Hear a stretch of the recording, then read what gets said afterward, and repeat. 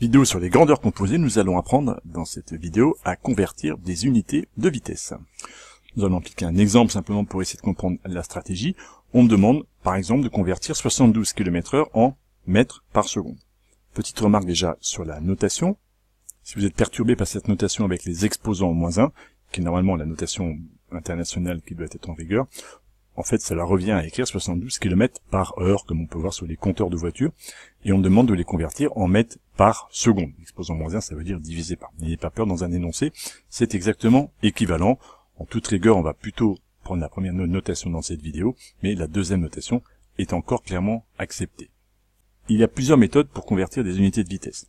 L'idée ici va être de revenir à une méthode générale qui pourrait être appliquée, ce sera le cas dans d'autres vidéos, pour convertir d'autres unités qui ne sont pas propres aux vitesses. Et cette méthode consiste à écrire mon énoncé 72 km/h, qui est la vitesse de mon véhicule.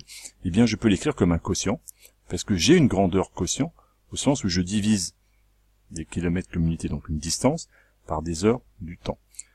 Cette grandeur, 72, s'exprime en un quotient de 2 unités, une distance divisée par un temps. Et je peux l'écrire donc 72 km divisé par une heure. On accepte cette notation-là en maths. Attention de bien mettre vos unités au numérateur et au dénominateur. Et l'idée va être de convertir au numérateur et au dénominateur mes deux unités pour arriver à avoir des mètres pour mes distances, des secondes pour mon temps. Et à ce moment-là, j'aurai bien des mètres par seconde et j'aurai bien converti comme je souhaite le faire. Alors au numérateur, ça va pas être très dur. 72 km en mètres, ça va faire 72 000 mètres. Et 1 heure en seconde. Au dénominateur, ça va être facile aussi. On doit savoir que 1 heure est égale à 3600 secondes. Et donc du coup, ma vitesse de 72 km en 1 heure est égale à faire 72 000 mètres en 3600 secondes. J'ai maintenant ma bonne unité, des mètres par seconde.